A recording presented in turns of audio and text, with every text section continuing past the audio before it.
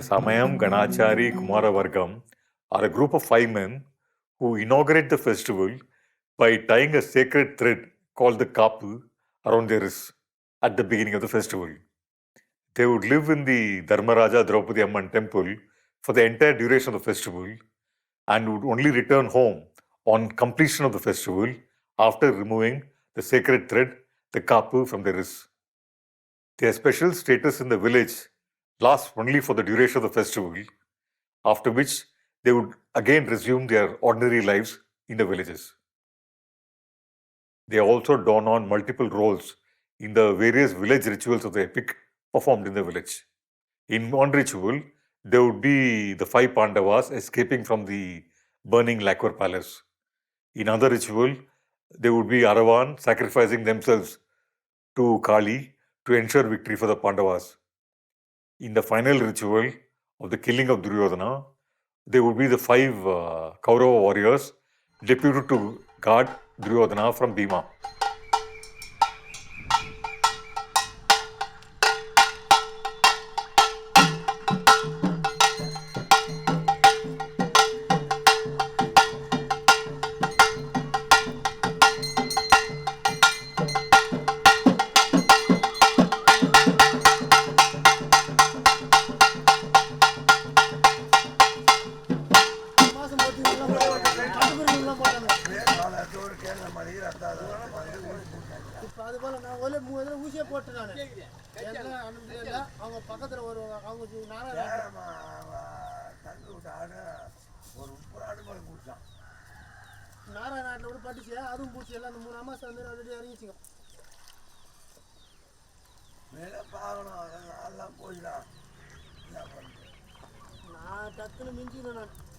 ஒரு நாளைக்கு 5 ரூபா கூலி தெரியுமா ஆடி மேசா 5 ரூபா வருஷம் தான் 20 30 கடை விட்டுப்பேன் மாமூலை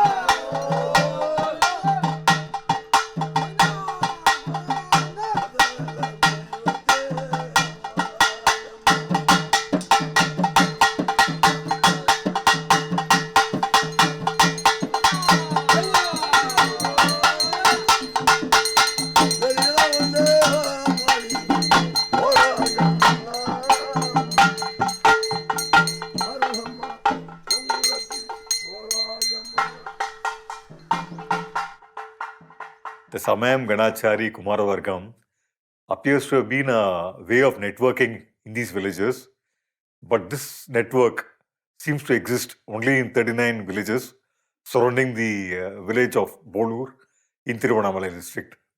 In this network around Bolur, it is mandatory that the Samayam Ganachari Kumaravargam of one village attend the Mahabharata festivals in the other 38 villages of the consortium. Now in most villages, excepting for those around Bolur, the Samayam Ganachari Kumaravargam are independent of each other, while still performing the function of the Samayam in their own villages. இப்போ இந்த ஆதமங்கலம் புதூர்னு ஒரு ஊர் இருக்குங்க, Polur to வேரலூர் Moolakadu போகிற வழியில். சென்ற ஆண்டுக்கு முன்னாண்டு அங்கடியன் பாரதம் பேசினேன். அந்த ஊரில் பார்த்திங்கன்னா ஒரு 35 ஊர் சமயம் இருக்கும். அங்கே பாரத விழா நடத்துகிறாங்கன்னா அத்தனை ஊருக்கும் போயிட்டு இவங்க தாம்பூலம் வைத்து முறைப்படி அவங்களுக்கு அழைப்பு கொடுப்பாங்க. அந்த சமயதாரர்கள்லாம் வந்து அந்த விழாவில் வந்து தீமிதி விழா அன்றைக்கி படுகளத்து அன்றைக்கி வந்து கலந்துக்குவாங்க. அவங்கள முறையான அழைப்பு தந்து அந்த ஊரில் இருக்கிற சமயம் கணாச்சாரி குமாரவர்க்கம் சொல்லக்கூடிய தர்மகர்த்தாக்கள் இவங்க அத்தனை பேரும் அந்த குழுவோடு வருவாங்க. இந்த ஊர் விழாவுக்கு 35 ஊர் சமயம் வரும். 35 ஊர் சமயமும் அன்னைக்கு வரும்போது அவங்கள இந்த ஊரில் இருக்கிற சமயதாரர்கள் அந்த குழு போயிட்டு பம்பை முழக்கத்தோட மேளவாத்தியத்தோடு அவங்கள வரவேற்பு கொடுத்து ஒவ்வொருத்தரையும் அழைச்சிக்கிட்டு வருவாங்க. அழைச்சிக்கிட்டு வந்து தீ மிதிக்கும் போது அத்தனை ஊர் சமயத்தோட சமயம் குமாரவர்க்கம் கணாச்சாரி தர்மகர்த்தாக்கள் இவங்க அத்தனை பேரும் வந்து அன்னைக்கு அந்த தீமிதி விழாவில் தீயில் இறங்குவாங்க. அப்படிப்பட்ட ஒரு குழு அது. இந்த அந்த திருவண்ணாமலை பக்கத்தில் இருக்கிறவங்களுக்கெல்லாம் கட்டுப்பாடு உண்டு. சமயம் போய் அவங்களுக்கு தகவல் கொடுத்துட்டு வந்துட்டா அவன் வராது நின்ட்டான்னா அவனுக்கு ஃபைனு 2 உண்டா வெள்ள பயன். ஊர்லேயே அவங்க ஊரில் ஏதாவது அசம்பாவிதம் நடந்து போச்சுன்னா நான் வரலன்னு தகவல் கொடுத்தோன்னு போய் ஐயோ இந்த முறை எங்களால் வர்றதுக்கு இல்லை தகவல் கொடுங்க ஒன்றுமே சொல்ல நின்றுட்டான்னா ஃபைன் போட்டுருவோம். அவங்களுக்கு சம்மந்தப்பட்ட ஊர்களுக்கு மட்டும். அப்படி வந்து சமயத்தார் வந்து சேர்ந்ததுனா சமயம். அவங்கெல்லாம் வந்து அந்த குழுவோட அதில் அந்த விழா நாட்களில் முழுமையாக அங்கே இருந்து அவங்க செயல்படுவதற்காக அந்த ஒரு குழு அமைப்பாங்க. அவங்க அந்த குழு முன்னோர்கள் அமைச்சது. அப்போ அந்த காலத்தில் விழா தொடங்குற காலத்தில் அமைச்சது. இது இந்த பக்கம்லாம் எதுவுமே கிடையாது. ஆனால் கோயிலில் மட்டும் சமயம் கணாச்சாரி குமார மக்கள் எல்லாம் அந்த இடத்துலலாம் உண்டு. அந்தந்த இடத்துக்கு நியமிச்சுக்கிட்டு தானே சரி. அங்கே சமயத்தார்னா அவங்க தான். நான் ஆரம்பத்திலே உங்களுக்கு சொல்லிவிட்டேன், எப்படி போனீங்கனாலும் எப்படி இருந்தீங்களா அந்தந்த இடத்துக்கு ஏற்றவாறு சில சடங்குகள் இது அந்தந்த இடத்துக்கு ஏற்ற மாதிரி அந்த காலத்துலேருந்தே அமைச்சுக்கிட்டாங்க. In Kazhiur, the main village where we did our field work, the festival was resuming after a gap of 12 years. And most of the senior citizens were either too old to participate or had passed away in the interim period. Hence, the role of the Samayam Ganachari Kumaravargam, a hereditary function passed from father to son, had been passed on to young men in their 20s and 30s who were really clueless as to what their position entailed. They would have been too young when the festival was last performed in the village to have learned from their fathers as to what their responsibilities entailed. But surprisingly, still the festival was conducted successfully. That is when the decentralization of the organization of the festival first became apparent to us. The entire festival is actually like a gigantic jigsaw puzzle with various custodians holding the individual pieces. Each day of the festival or each event had different sponsors who alone knew what had to be done on that particular day. And this right was very fiercely guarded. நாங்கள் வந்து இந்த 11 வருஷம் அப்போது எங்களுக்கு வயசு கம்மியாக இருக்கும். அதுக்கு முன்னாடி எங்கள் அப்பா பண்ணும்போது எங்களுக்கு சுத்தமாக அவ்வளோ தெரியாது. நாங்கள் அவங்க அப்போ அந்த டைமில் வேலை வெட்டி படிப்பு அப்படின்னு ஓடிடுறோம்ல கற்றுக்கிற டைமில். இப்போ இந்த வயசில் வந்து தான் சரி அப்படி வந்து நிற்போம் கோயிலுக்காக அப்படின்னு. இதை செய்கிறதுக்குன்னு அவங்கக்கிட்ட ஒரு வரைமுறையான புத்தகம் வச்சுருந்தாங்க. நோட்டில் வந்து இந்த மாதிரிலாம் செய்யணும் சடங்குகள் இந்த மாதிரிலான்றது. அது வந்து ஒரு விருதுனக்காரர் இருந்தார். அவர் வந்து பார்த்திங்கன்னா போன வருஷம்தான் இறந்துட்டார். அவருக்கு வந்து முழுசாக தெரியும். இப்போ அந்த புக்ஸை நாங்கள் கேட்டோம், அது இல்லைன்ட்டாங்க. சரி அதனால் நாங்களே கேட்டு பண்ணுறோம் ஒவ்வொரு விஷயத்தையும். இப்போது ஒரு ஊரில் சில ஊரில் 60 வருஷம் 50 வருஷம் பாரதம் நடக்காமலே இருக்கும். அவங்களுக்கு என்னன்னே தெரியாது, மறந்துடுவாங்க. அப்படி மறந்து போன ஊரில் வந்து மறுபடியும் பழைய பிரகாரமே கொண்டு வரணும்னா அது ரொம்ப கஷ்டம். ஏன்னா அப்போ அவங்க இருந்திருப்பாங்க. இப்போ பிராமணருக்கு ஒரு உபயம் இருக்குதுன்னு வச்சுங்களேன். பொதுவாக ஒரு சொல்கிறேன், பிராமணருக்கு ஒரு உபயம் இருக்குது. நிறைய ஊரில் இப்போ பிராமணர்கள் ஊர்லேயே இல்லை, எல்லாம் பழைப்புக்காக வெளியே போயிட்டாங்க.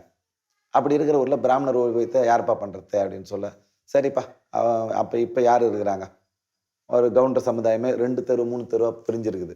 அதில் வந்து எனக்கு தனியாக கொடுத்துறாம்பா என்னோட நான் செய்ய விருப்பல. Kazhiur, a village with a history stretching back 1,000 years, once had 7 streets, each named after the jati of the people who inhabited these streets. Each of these jatis had been assigned the sponsorship of a day or of an event that celebrated their identity or family craft. The Udayars, a community of potters, would undertake the responsibility of constructing the 100 feet Duryodhana sculpture. The Yadavas would take charge of all events associated with Krishna, as Krishna was a Yadava by birth. The Vanyas would have control over all rituals concerned with Draupadi, because like Draupadi, they too were born out of fire. And the Adi Dravidas, the largest population demographic in this village, with over 100 families, had the sponsorship of the penultimate day's event, the 18th Day War. Over the years, a lot of migration had taken place, and there was just one Mudaliar family living in the Vailalar street, and there were no craftsmen living in the street named after them. Hence, the sponsorship had been passed on from the jati concerned to the entire street currently populated by multiple jatis. I was curious as to how continuity was maintained in what was obviously a ruptured tradition. The answer given was deceptively simple. முன்ன வந்து மோலியார் வீட்டிலும் செஞ்சுருந்தாங்க. 12 வீட்டுக்காரர் இருந்தோம். அந்த 12 வீட்டுக்காரர் அப்பா இருக்கும்போது அவங்க வேலையாளர் மட்டும் உபயோகம் பண்ணிவிட்டு காலையில் அம்மனுக்கு கல்யாணம் பண்ணியிருந்தோம். இப்போ வேலையெல்லாம் எல்லாம் இதுவாகி போச்சு. எல்லாம் வெளியிலையும் போயிட்டாங்க, யாரும் இல்லை. அதனால் இப்போ தெருவே உபயோகமாகி போச்சு. இந்த 1000 வயசு செட்டியார் வந்து சமூகம் இந்த திருவிழாவை காலாகாலமாக செய்யுது. ஒவ்வொருத்தரும் அவங்கவுங்க நிதி கொடுப்பாங்க, இருக்கப்பட்டவங்க அதிகமாக கொடுப்பாங்க. அதை பேலன்ஸ் பண்ணி திருவிழாவை சந்தோஷமாக முடிக்கும். ஊர் ஜனங்க ஒத்துழைப்போடு செய்யும். ஊர் ஜனங்க இல்லாத எந்த ஒரு வேலையும் ஆகாது. இப்போ நாங்கள் காலாகாலமாக செஞ்சுக்கிட்டு வரோம். அதில் இன்றைக்கி வந்து 1000 வயசு செட்டியாருடைய உபயம். இது வந்து 40 தலைக்கட்டு இருக்குது. அப்படி காலம் கொஞ்சம் நெஞ்சம் குறைஞ்சிடுச்சு, இப்போ அட்ஜஸ்ட் ஆகிடுச்சு. அதில் இந்த இன்னியன் தினத்தில் சுந்தரி மலை தான் நாங்கள் எப்பயுமே செய்கிறது. ஆனால் ராஜசுக யாகனாங்க நாங்கள் அவாய்ட் பண்ணுறோம். யார் யார் எந்தெந்த சமூகத்தை சார்ந்தவங்க யார் இருக்காங்களோ அதுக்கேற்ற மாதிரி பேர் வச்சுருக்கிறாங்க. இப்போ எங்கள் தெரு வந்து கருணிகர் தெரு அப்படின்னு சொல்லிட்டு வச்சுருப்பாங்க. கருணிகர் தெருன்றத வந்து அந்த காலத்தில் வந்து மணிக்கார்ன்றவங்க வந்து அப்போ வந்து இந்த இந்த கணக்க புள்ளன்றவங்க மட்டும் தான் அப்போ வந்து மணிக்காராக இருக்கணும் அப்படின்ற மாதிரி ஒரு இது இருக்கும்போது அவங்க வந்து இப்போ ஃபஸ்ட்டு எங்கள் தெருவில் தான் வந்து குடியேறாங்க. அவங்களே வீடு வாங்கி இங்கேயே இருந்தாங்க. காலப்போக்கில் அது கருணிகர் தெரு இருந்தது, இப்போ வந்து கணக்கு தெரு அப்படின்ற மாதிரி பண்ணிட்டாங்க. இப்போ இங்கே இருக்கிறது வந்து எங்கள் மொத்தம் இருந்தது வந்து ஒரு 50 வீட்டுக்கு மேலே நாங்கள் இருந்தது. ஏன்னா இப்போ இருக்கிற சூழ்நிலை வந்து யாருமே இங்கே இல்லை. எல்லாருமே வந்து அவுட் ஆஃப் ஸ்டேஷன். ஒருத்தர் செய்யார் போயிட்டாங்க, மெட்ராஸ் போயிட்டாங்க, நிறைய பேர் மெட்ராஸ் போயிட்டாங்க. ஆனால் இருந்தாலும் திருவிழா அப்படின்னும் போது பார்த்தா அப்படின்னா கம்பல்சரி எல்லாமே வந்து இது பண்ணிட்டாங்க. இப்போ நாங்கள் ஒரு தலைக்கட்டுக்கு 5000 ரூபாய் அப்படின்னு சொல்லிட்டு நாங்கள் பண்ணி வச்சுருக்கோம். மொத்தம் 32 பேர் வருது. அந்த 32 பேரை நாங்கள் 2 பேர் விட்டு 30 பேர் மட்டும், ஏன்னா ஒரு சில பேர் ரொம்ப போராக இருப்பாங்க வேணான்றதுனால 30 பேர் போட்டு 1,50,000 ரூபாய் அப்படின்னு சொல்லிட்டு கணக்கு பண்ணி பண்ணிட்டு இருக்கோம். கம்மாறு தேர்தலில் கார்பெண்டர் வந்து தனியாக அவங்க சொந்த செலவில் அவங்க செஞ்சுக்க போகிறாங்க. இப்போது வன்னியருக்கு வந்து ஒரு அர்ஜுனன் தவளை நாடகம் கொடுத்தீங்கன்னா அந்த வன்னியர் என்ன பண்ணுவாருன்னு கேட்டிங்கன்னா வெளியில் போய்ட்டு ஒரு 5000 10,000 கொடுத்துட்டு வந்தால் தான் அந்த கார்பெண்டருக்கு அந்த மரம் வருது. இப்போ நாங்கள் இன்றைக்கி வரைக்கும் கார்பெண்டருக்கு பார்த்தீங்கன்னா அது வெளியே செலவு பண்ண சொன்னால் ஒரு 15,000 ரூபாய் ஆகும். இப்போ அந்த 15,000 ரூபாய் அவரே செஞ்சுக்கிற மாதிரி சொந்த உழைப்பிலே செஞ்சுக்கிற மாதிரி ஆகிப்போதும் இல்லைங்களா? அதனால் அந்தந்த சமூகத்துக்கு ஏற்ற மாதிரி அவங்க உழைப்புக்கு ஏற்ற மாதிரி அப்பப்போ அவங்களுக்கு வந்து உபயோகம் கொடுத்துட்டு இருந்தாங்க. நீங்கள் சொல்கிற மாதிரி உடையார்களுக்கு வந்து இந்த 18ஆம் ஒரு துரியோதனன் செய்கிறது, அரவான் கலைபலி அன்றைக்கி அரவான் தலை செஞ்சு அந்த வடிவமைப்பிக்கிறது அப்படி செஞ்சாங்க. உதாரணத்துக்கு இப்போ எங்கள் அர்ஜுனன் தவளை நாடகத்துக்கு அவங்க பண்ணியிருக்காங்க. மற்றபடி எதுவும் தொழில் ரீதியாக வர்ற மாதிரி தெரியல. The episodes of the Mahabharata performed as village rituals are very important, as it is by performing these rituals that the village claims co-ownership of the epic. The rituals are performed by the villagers themselves, whereas professional storytellers and Kuthu actors would be hired by the villagers to perform the other two components of the festival. It is by performing narratives of the epics as village rituals, each village inscribes itself into the Mahabharata. Now the Great War is not just a recounting of a war fought elsewhere, but becomes a memory of the village itself. கொடியேற்றின பிறகு அங்கே கோயிலில் அந்த சிலைகள் இருக்கும். தருமர் தவிர தருமர் வந்து மூலவராக இருப்பார். தருமர் வந்து மூலவர், அவருக்கு தனி மரச்சிலைகள் கிடையாது. அதுக்கு என்ன காரணம்னா பஞ்சபாண்டவர்கள் 5 பேருமே பஞ்சபூதங்கள். அதில் நிலம் சகாதேவன், நீர் நகுலன், நெருப்பு அர்ஜுனன், காற்று பேமன், தர்மராஜா ஆகாயம். இந்த பஞ்சபூதங்களில் 4 அசையும், ஆகாயம் அசையாது. அதுக்கு அடையாளமாக தான் அசையாமல் மூலவராக இருப்பார் தர்மர். இவங்க 4 பேருக்கும் சிலை இருக்கும். பீமன், அர்ஜுனன், நகுலன், சகாதேவன். தர்மருடைய சிலையை வெளியே கொண்டு வர மாட்டாங்க. ஏன்னா இந்த கலியுகத்தினுடைய கொடுமையெல்லாம் நான் பார்க்க மாட்டேன் அப்படின்னு தன்னுடைய பேரன் பரீட்சித்துக்கு பட்டம் கட்டிட்டு சொர்க்கத்துக்கு கிளம்பிடுறாரு. அவர் கலியுகம் கொடுமையை பார்க்கக்கூடாதுன்னு. அதனால் இப்போ கலியுகத்தில் அவரை ஏன் வெளியே கொண்டு வரணும்? அதனால் தர்மராஜா சிலையை வெளியே கொண்டு வர மாட்டாங்க. இப்படி 100க்கு 99 பங்கு இருக்குது. ஒரு பங்கு தர்மராஜா சிலையை வெளியே கொண்டு வர்ற ஊரும் சிலது இருக்குது. தர்மராஜா சிலையை வெளியே கொண்டு வர்றாங்க.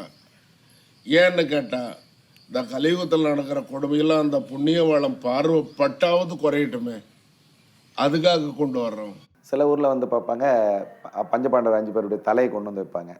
சில ஊரில் வந்து சகுனியும் கூட சிலை செய்வாங்க, 2 சிலை செய்வாங்க. ஒன்று துரியோதனை, இன்னொன்று சகுனின்னு செய்வாங்க. அது ஒரு வட்டத்துக்கு ஏற்ற மாதிரி இருக்குது, அப்படி இருக்குது. இதுக்கெல்லாம் வந்து எந்த ஒரு ஆதாரமான அடிப்படையான ஆதாரம் எதுவுமே இல்லை. இல்லை, வெள்ளியிலையும் இல்லை, நல்லாப்பள்ளியிலையும் இல்லை. பாரத கதைக்கும் அதுக்கும் சம்மந்தமே இல்லை. அது ஒரு சம்பிரதாயம், சடங்காக தான் பண்ணி பார்த்துட்டு இருக்கிறோம் நாங்கள். அவங்க முன்னாடி செஞ்சாங்க, அதை இப்போ செய்கிறாங்க, அப்படி தான் பார்க்குறோம். One document seemed sacrosanct and no alteration was allowed on this original document. This was an invitation to the festival with details about which street would be sponsoring which event and the kuthu that had to be enacted that particular night. This program list, called the notice, was specific to each village. This notice is really an important sociological document offering insights as to the Jati demographics of the original inhabitants, whether the village was once a Vaishnava or a Shaiva village. There have also been instances in many villages where attempts made by the village elders to hand over the rights of sponsorship of an event from one community to another more powerful community have also led to conflicts. Because of this, again, these festivals were unable to conduct the Mahabharata festivals for many years. The Mahabharata festivals could only be conducted after these conflicts were resolved amicably. Each notice from different villages highlights different episodes from the epic. Manivasakan, the storyteller we recorded at Kazhiur and Kelur, said that it was virtually impossible to narrate the entire Mahabharata in 20 or 30 days of the festival.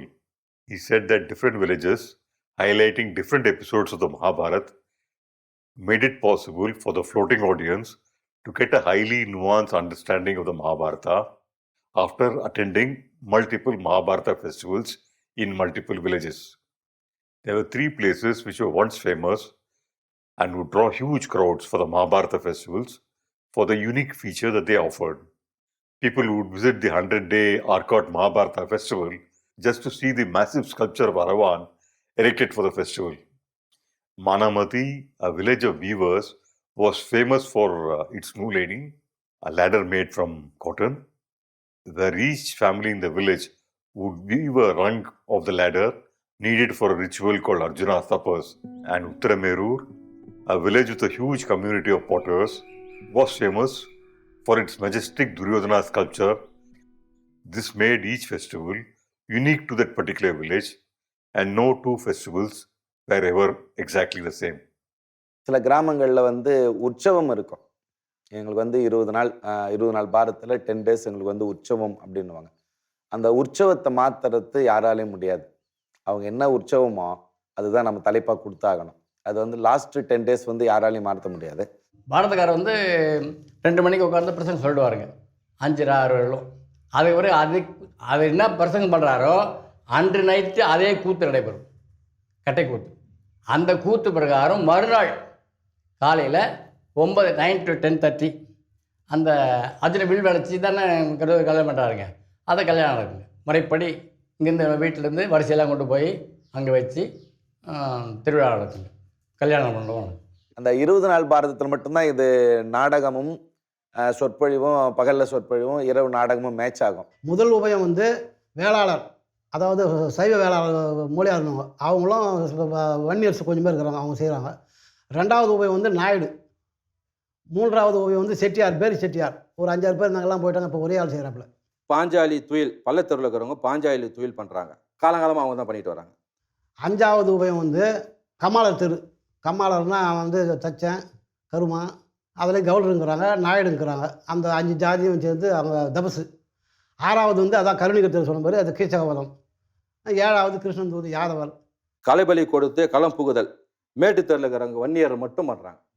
இப்போ மேட்டுத்தெருலேயே வந்து பார்த்தீங்கன்னா செட்டியாரும் அங்கே தான் குடும்பம் இருக்கிறாங்க. அதனால் அந்த சமூகத்தை சேர்ந்தவங்க வந்து அவங்க மட்டும் அந்த செட்டியார் அவங்க பண்ணிடுறாங்க. இந்த இது வந்து மேட்டுத்தெருவில் இருக்கிற வன்னியர்கள் மட்டும் அன்றைக்கி கடைபலி கொடுத்து கர்ணம் மோட்சம் அப்படின்றத அவங்க அன்றைக்கி அந்த கூத்து அவங்க வச்சிடுறாங்க. வந்துட்டு ஆதி திராவிடர்கள்னு சொல்லிட்டு 18ஆம் போர் அவங்க நடத்துகிறாங்க. எப்போவுமே அவங்க தான் பண்ணுவாங்க. 18ஆம் போர் நைட்னா மறுநாள் காலையில் வந்து, அதாவது நேரத்துக்கெல்லாம் இன்னும் முன்னே 12 மணிக்கு முன்னே படுகலம், சாயங்காலம் தீமிதி.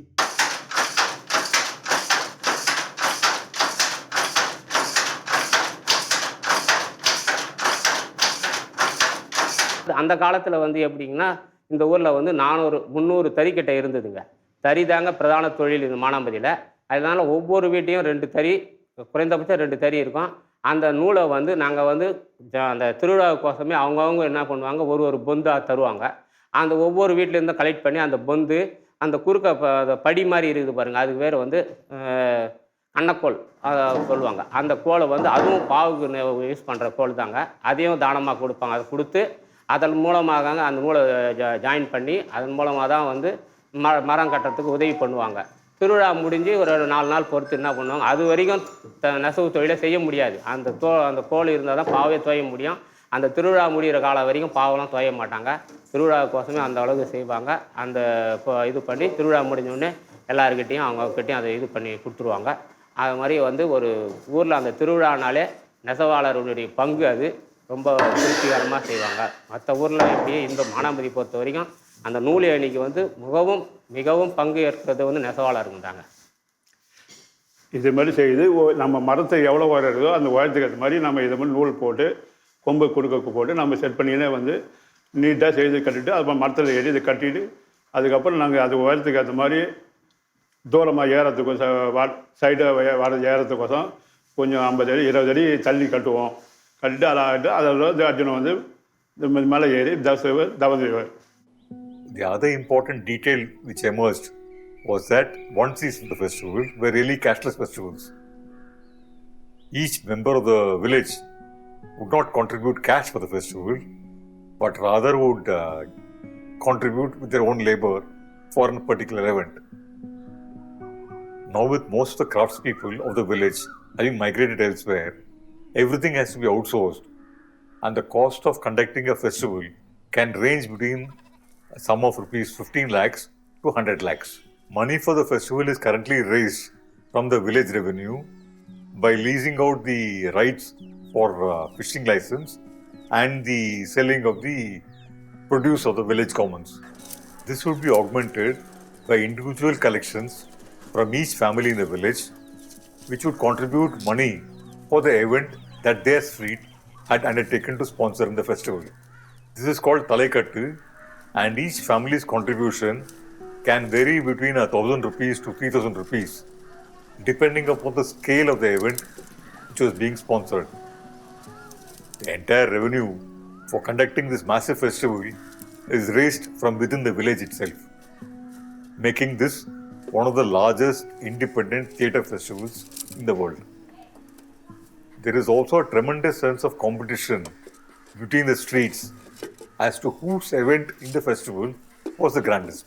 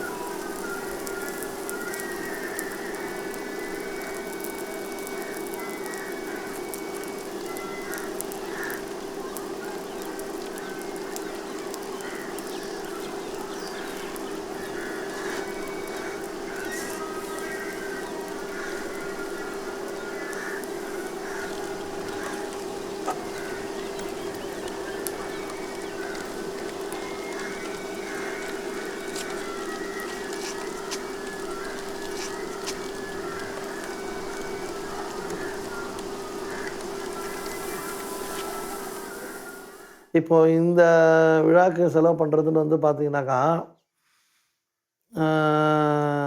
ஊர் சார்பில் வந்து நாட்டாமக்காரர்கள் பொது செலவுகளை அவங்க செய்யணும். ஊரில் வரக்கூடிய அந்த வருமானத்தை வச்சு பொதுவாக வரக்கூடிய டொனேஷனை கலெக்ட் பண்ணி, அப்புறம் இந்த வாத்து ஏலம், புளியாமரம் ஏலம், மற்றபடி இந்த மீன் மச்சை ஏலம், ஏரி ஏலம் இதெல்லாம் வச்சு ஓரளவு பண்ணிடுவாங்க. அந்த செலவு வரைக்கும் பொது செலவுன்றது பார்த்திங்கன்னா ஒரு 7லேருந்து ஒரு 8 லட்சம் வரைக்கும் செலவாகும். இது இல்லாமல் வந்து பார்த்திங்கன்னா உபயதாரர்கள் அந்த இருக்கக்கூடிய ஒவ்வொரு ஜாதி பிரிவு தகுந்த மாதிரி அவங்க செலவு பண்ணுவாங்க. குறைஞ்சபட்சம் 1.5 லட்சத்துலேருந்து அதிகபட்சம் 3 லட்சம் வரைக்கும் செலவு பண்ணுவாங்க. இப்போ ஆவரேஜாக வந்து பார்த்திங்கன்னா இந்த 10 நாள் கூத்து உபயதாரர் 2 லட்சம்னு போட்டால் கூட அதுவே 20 லட்சம் வந்துடும். இப்போ நாங்கள் பொதுவாக பண்ணக்கூடிய செலவு அது ஒரு 8 லட்சம், 28 லட்சம். அதுக்கு மேலே போகும். ஆமாம், அதுக்கு மேலே ஒரு 2-3 போகும். அந்த 18ஆம் ஊர்வலன்றது எங்களுடைய உபயம். அதுக்காக நாங்கள் வந்து வீட்டுக்கு வந்து ஒரு 700 ரூபாய் அப்படின்னு கணக்கு பண்ணி ஒரு 75,000 ரூபாய் வசூல் பண்ணி அந்த திரௌபதி அம்மனுக்கு செலவு பண்ணுவோம். சாத்துப்படி செலவு, நல்லா நல்லா பிரமாண்டமாக சாமி ஜோடிப்பு, வான வேடிக்கை, மேலதாளம். 5 வீட்டுக்கார் வந்து ஒரு அரவான் தலை உபயதாரம் எடுத்து பண்ண முடியாது. சராசரியாக பார்த்தீங்கன்னா ஒரு உபயம் பண்ணால் கூட குறைஞ்சபட்சம் பண்ணால் கூட இன்றைக்கி இருக்கிற சூழ்நிலைக்கு ஒரு ரூபா 1 லட்ச ரூபாய் தான் ஆகும். இப்போ எங்கள் மொத்தத்துமே நாங்கள் உடையார் சமுத்திரம் ஒரு 8 பேர் தான் இருக்கோம். அதனால் எங்களால் ஒரு உபயம் பண்ண முடியாது. அரவான் என்னன்னு கேட்டிங்கன்னா நீங்கள் சொல்கிறது கரெக்டுங்க. இப்போ குழவனாருக்கு ஒரு அரவான் தலை உபயம் கொடுக்குறாங்கன்னா, ஏன்னா அந்த அரவான் தலைக்கு என்னென்ன செலவு, அது எப்படி பண்ணணுன்றது வடிவமைக்கணும், துரியோதனை எப்படி செய்யணும், அந்த காளி சிலை எப்படி செய்யணுன்றது வந்து அவங்களுக்கு வேலை சுமை குறைக்கிறதுக்காக இப்போ அந்த பட்ஜெட் வந்து அவங்க செய்கிறதுனால அவங்களுக்கு ஒரு 20,000 ரூபாய் மீதிப்படும். இதே வேறு கம்யூனிட்டி கொடுத்தா அந்த 20,000 ரூபாய் அவங்க கைவிட்டு காசு கொடுக்குற மாதிரி இருக்கும். அதனால் அந்தந்த மரபினருக்கு ஏற்ற மாதிரி அந்தந்த உபயம் அப்படி அப்படியே ஒதுக்கிட்டாங்க ஐயா. ஆடம்பரம் கிடையாது, அப்போல்லாம் சிம்பிளாக நடக்கும். ஆடம்பரங்கள்லாம் ஒன்றும் இது கிடையாது. அவங்களும் ஆடுறவங்களும் ஆடம்பரமாக இருக்காது, சிம்பிளாக இருக்கும். எல்லாமே இதுவாக நடந்துட்டு போகும். இந்த மாதிரி லைட்டு, போக்குவரத்து அது எல்லாம் ஒன்றும் கிடையாது. ஒரே லைட்டு பாரதிக்காரங்க ஒரு லைட் அங்கே வச்சுருப்பாங்க ஆடுற இடத்துல. அது பெட்ரோல் பாக்ஸு, எலக்ட்ரிக்கெல்லாம் கிடையாது. அப்போது பெட்ரோல் பாக்ஸு ஏற்றி வைப்பாங்க, கயத்தில் ஏற்றி மேலே கட்டி வச்சுருப்பாங்க. அப்போ ஒரு 2 மணி நேரம் ஒரு தடவை அது காற்று அடிச்சுட்டு அந்த லைட் வரத்துக்கு அதை ஓட்டு கட்டி வர அதெல்லாம் அங்கே ஆடுற வழக்கம். இப்போ லைட் வந்தாச்சு, லைட்டில் பைக்கு எல்லாம் அது. அப்போல்லாம் பைக்கு எல்லாம் ஒன்றும் கிடையாது. அவங்க குரலே பைக் ஆட்டவே இருக்கும். அப்போது எங்கள் கிராமம் போட்டு செய்யறதுனால இவங்க செய்யறது கூட நம்ம இவங்கள கூட அதிகமாக செய்யணும். இப்போது நைட்டு செஞ்ச உடனே வந்து மரகோணத்துலேருந்து இட்டுன்னு வந்து அந்த லைட் செட்டிங் போட்டு செஞ்சாங்க. அது 60,000 ரூபாய் அதுக்கு இட்டுன்னு வந்து எடுத்துன்னு போய் செய்யறதுக்கு. எல்லாருக்கும் கூட யாருக்கு அதிகமாக இருக்குது, யாருக்கு நல்லா செஞ்சு இருக்குதுன்றதுனால இப்போ வான வேடிக்கை வந்து பாண்டிச்சேரிலேருந்து வர வச்சு வெடிச்சாங்க. நேற்று எஸ்டிமேட்டு எதுவுமே இதுவும் லோக்கல் கிடையாது, எல்லாமே பார்த்தீங்கன்னா வெளி தான். இப்போ யாருமே சிம்பிளாக பண்ணுறது இல்லை. அதுக்கு முன்னாடி இருந்தவங்க சிம்பிளாக பண்ணாங்க. இப்போ நல்லா எல்லாம் கிராண்டாக பண்ணுறாங்க. எல்லா பூத்துறா, பூ அலங்காரம் பண்ணுறது, வான வேடிக்கை நல்லா அதிகமாக செலவு பண்ணுறதுலாம் இப்போல்லாம். முன்னெல்லாம் இப்போ வருமானம் எல்லாருக்கும் அதிகம். இப்போது எல்லா கிராமத்தில் விட வருமானம் நல்ல வருமானம். இப்போ அதனால் அவங்க வசதிக்கு ஏற்ற மாதிரி தெருக்காரு அதிகம் கொஞ்சம் பணம் வசூல் பண்ணி நல்லா பண்ணுறாங்க.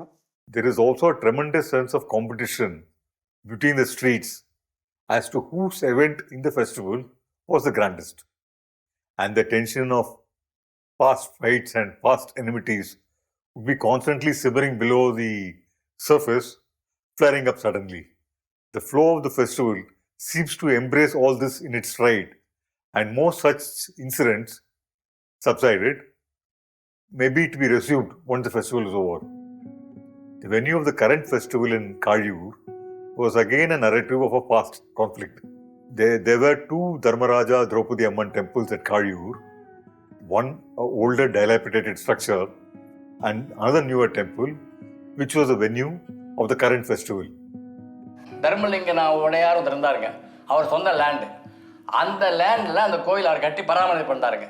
திருவிழாவுக்கு மட்டும்தான் ஊர் ஆளுங்க போவாங்க தவிர நித்தி விளக்கேற்றுறது, அபிஷேகம் பண்ணுறது எல்லாம் அந்த தர்மலிங்க உடையார் வம்சம் அதை பண்ணிட்டு இருந்தாங்க. அந்த புளிய மரம் கொஞ்சம் காலி லேண்டு தான், புளிய மரம்லாம் வச்சு வளர்த்து அவங்க அந்த புளிய மரத்தினுடைய பலனை அந்த மகசூலை அவங்க அனுபவித்தாங்க. அதை வந்து சில ஊர்காருக்கு இது வந்து கோவில் பொதுன்னு நினச்சிட்டாங்க. அவங்க பட்டா லேண்டுன்னு தெரியாத பொதுன்னு நினச்சதுனால இது புளிய மரத்தை ஏலம் விடணும் அப்படின்னு கொண்டு போகிறப்போ இல்லை இது எங்களுக்கு பட்டா லேண்டுன்னு சொல்கிற பிற்பாடு அவங்க கோர்ட்டுக்கு போயிட்டாங்க 2 பேருமே. கோர்ட்டு போன பிற்பாடு கோர்ட்டில் தீர்ப்பு வந்து தர்மலிங்கோடைய பட்டா தான் கரெக்டு, அது பிரகாரம் தான் அது அவங்களுக்கு தான் மகசூல் போகும். ஊர் ஜனங்கள் வந்து கோயில் கொண்டாடலாம், விழா கொண்டாடலாம், சாமி கும்பிடலாம், போகலாம் வரலாம், சுற்றி 5 அடி சுற்றி வர்றதுக்கு கேப் விட்டு மறுபடியும் ஊருக்காருக்கு பொது அந்த கோயில் போகலாம் வரலான்னு தீர்ப்பாயிடுச்சுங்க. The fight over the temple was irreconcilable and was taken to court. The man who owned the land on which he had built the temple was able to establish that he was a rightful owner of the land and hence had all the rights to its produce. The court still had to determine as to who legally owned the bronze sculptures in the temple, and the landowner was asked to hand over these idols to judicial custody till the judgment could be made. இங்கே வரதக்குட்டி முதலியார்னு சொல்லிட்டு அவருடைய தகப்பனார், அவர் தான் வந்து அப்போ இங்கே இது தலைவராக இருந்தார். அவங்கெல்லாம் அதுக்கப்புறம் பேசி இங்கே வந்து பிள்ளையார் கோயிலில் வந்து அந்த விக்கிரகங்கள் மட்டும் இங்கே இருந்தது. ஜட்ஜி வந்து அமீனா அமிச்சிட்டார், அந்த விக்கிரகங்களை கோர்ட்டில் ஒப்படைக்க வேண்டியது தீர்ப்பு முடிய வரைக்கும் அப்படின்னு சொல்லிட்டு. அந்த அமீனா வந்து அந்த விக்கிரகத்தை எடுத்து அந்த வண்டியில் வச்சு குளக்கரை வரலாம் ஒரு 100 கஜம் போயிடுத்துங்க. போன ரொம்ப 2 பெண்கள் மேலே தெய்வம் வந்து ஓடி அந்த மாட்டை பூட்டை தெரிச்சு விட்டுட்டு இவங்களே வண்டி இழுத்து வந்தாங்க. இழுத்து வரப்போ அந்த அமீனா கடானை கழட்டிட்டான். கடானி கழட்டியும் ஒரு 50 கஜ தூரம் அந்த வண்டி சக்கரம் விழாமல் அந்த விநாயகர் கோவில் வந்ததுங்க. வந்துட்டு அந்த 2 பெண்களும் அந்த விக்கிரகம் எடுத்து கோயிலில் வச்சுட்டு அப்புறம் கோவிந்தான்னு சொல்லிட்டு கீழே விழுந்துட்டாங்க. அதுக்கப்புறம் ஜட்ஜிக்கிட்ட போயிட்டு அமீனா சொல்லியாச்சுங்க, இது மாதிரி அந்த கோயில் நடந்த சம்பவம் நடந்தது, ஆகையெல்லாம் நம்ம கொண்டு வர முடியாத மாதிரி தெரியுதுங்க எனக்குன்னு. அப்போ ஜட்ஜி சொல்லிட்டாரு, அந்த ஊர் தெய்வங்கள் வெளியே வர விரும்பலை, ஆகையெல்லாம் அங்கேயே இருக்கட்டும், தப்பு கிடையாது அப்படி சொல்லிட்டாருங்க. அந்த சாமியத்துவம் அங்கே வச்சதுனால சரி இந்த இடத்துல நாம் கோயில் கட்டலாம் வானான்னு சொல்லிட்டு அதுக்கப்புறம் இங்கே இருந்த பெரியவர்கள்லாம் எல்லாமே சேர்ந்து வந்து அந்த இடத்துல கோயில் கட்டி ஆரம்பித்தாங்க. As idols were being taken out of the village, the oracle in the village suddenly went into a trance and declared that she would not let the idols leave the village. The landlord just withdrew from the fight and handed over the idols to the village, which are currently installed in the new temple. This gesture by the landowner again restored peace in the village, and the court case was withdrawn amicably by both parties concerned. Every day on the festival, one could see on the sideline numerous minor altercations between the participants. None led to anything serious, and the flow of the festival itself was not interrupted. The Mahabharata festivals of Tamil Nadu would start usually on a leisurely note, with only storytelling sessions being conducted in the afternoon. The storytellers would start narrating the epic from way before the crucial antagonists, Pandavas and the Kauravas, were born. They start their narration virtually from the birth of time or of the world as we know it. What they're doing is presenting their audience with both the context of the Great War and the performance that they're currently engaged with. The epic in these festivals is just not listened to or seen as theatre, but is inscribed into the very landscape and the individual bodies of its participants. The narratives of the epic performed as village rituals play an important function in this aspect. Each of these village rituals has a dual function, both of transforming the village itself to the location of the event being performed and also of transporting the audience to the time of the event. The rituals are actually markers of time in these festival villages, and the mood of the festival itself changes as the narrative proceeds to its inexorable end. To reiterate this idea, the Mahabharata in these festivals is not a recounting of a war fought elsewhere, but is inscribed in the here and now. It also becomes a reflection of the battles each member of the audience has to wage within over their entire lives. The epic is also not performed in its entirety, and reuniting the whole is the responsibility of each individual member of the audience from the fragmented performance presented to them. Each individual would have seen multiple renditions of the same episode in different festivals and would hence have a cumulative memory of the epic itself. This cumulative memory would also include a memory of them watching the same episode earlier in their lives. By remembering the epic, one also remembers oneself, reflects on oneself. No single character of the epic other than Draupadi and Krishna are privileged, and each are seen as heroes in their own right, albeit flawed. The Kattekaran, the Sutradhar, or the stage director would constantly remind the audience of this and would critique the principal protagonists of each particular episode. This fact, combined with the fact that in the village rituals, the people don on roles of multiple characters of the epic, gives the audience a multi-dimensional, multivocal, almost polyphonic perspective of the epic.